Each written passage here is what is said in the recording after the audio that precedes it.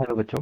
Let's read this question. So this question says, this is a fill in the blanks type of question. ठीक है, कैसा है? fill in the blanks question है. ठीक है, आपसे बोल रखा है कि electric current is a quantity. Electric current देखिए आपकी कैसे क्वांटिटी होती है. ठीक है, तो देखिए बच्चों, इस क्वेश्चन का की कॉन्सेप्ट आप क्या लिख लीजिए, इलेक्ट्रिक करंट लिख लीजिए या फिर फिजिकल क्वांटिटी भी लिख सकते हैं. ऑलराइट, इलेक्ट्रिक करंट लिख लेते हैं. ठीक है, इलेक्ट्रिक करंट देखिए आपकी कैसी क्वांटिटी, फिजिकल यानी कि स्केलर क्वांटिटी या फिर वेक्टर क्वांटिटी, हमें ये बताना है. ऑलराइट, अब देखिए बच्चों, आपका इलेक्ट्रिक करंट देखिए आप क्या जानते हैं, इलेक्ट्रिक करंट देखिए आपकी स्केलर क्वांटिटी होती है. क्या होती है? Scalar quantity. दो क्वांटिटीज होती है बेसिकली, एक होता है आपका स्केलर, एक होता है आपका वेक्टर.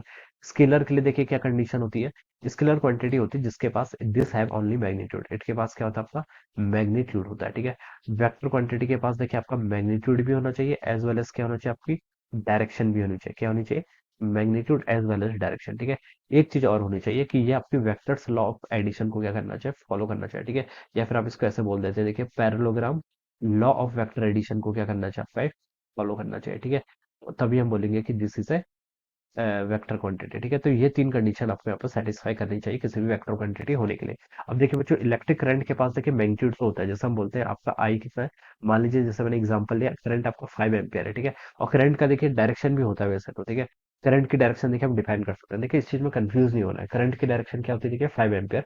मान लीजिए इसका मैग्नीट्यूड क्या, 5 एम्पियर, तो मैग्नीट्यूड वाला पार्ट तो बच्चों से सेटिस्फाई हो गया. डायरेक्शन की बात करता हूँ, तो देखिए मैं बता सकता हूँ कि मान लीजिए करंट आपके ऐसे फ्लो कर रही है, लेफ्ट टू राइट. ठीक है, ए से बी की तरफ फ्लो कर रही है, तो मैं डिफाइन कर सकता हूँ इसकी डायरेक्शन है. ठीक है, करंट आपकी कहाँ से कहाँ फ्लो हो रही है. देखिए इलेक्ट्रॉन की मूव करने की अपोजिट डायरेक्शन आपकी करंट की डायरेक्शन होती है. ठीक है, तो बच्चों इसके पास आपका डायरेक्शन भी आ गया.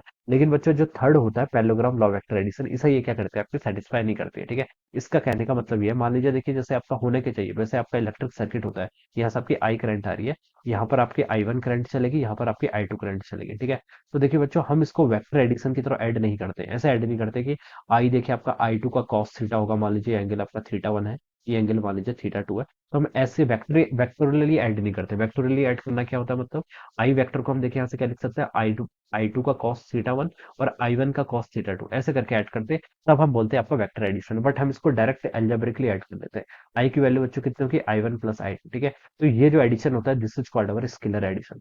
करंट आपका स्केलर एडिशन की प्रॉपर्टी को फॉलो करता है. ठीक है, तो इसलिए हम क्या बोलते हैं, करंट आपकी स्केलर क्वांटिटी. वेक्टर क्यों नहीं है, इसके पास तो मैग्नीट्यूड भी डायरेक्शन भी है, बट वेक्टर इसलिए नहीं है because it is not following the vector addition rule. ये आपके वेक्टर एडिशन रूल को फॉलो नहीं करता है, जबकि आपका डायरेक्टली क्या होता है, इस तरीके से ऐड होता है. तो हम लिख सकते हैं कि electric current is a quantity. कौन सी क्वांटिटी है? तो हम इसका आंसर लिख लेंगे क्या, स्केलर क्वांटिटी. ठीक है, तो this would be the answer. ये क्या होगा आपका, इसका right fill in the blanks होगा. So I hope you all understood this concept. All the best and thank you so much.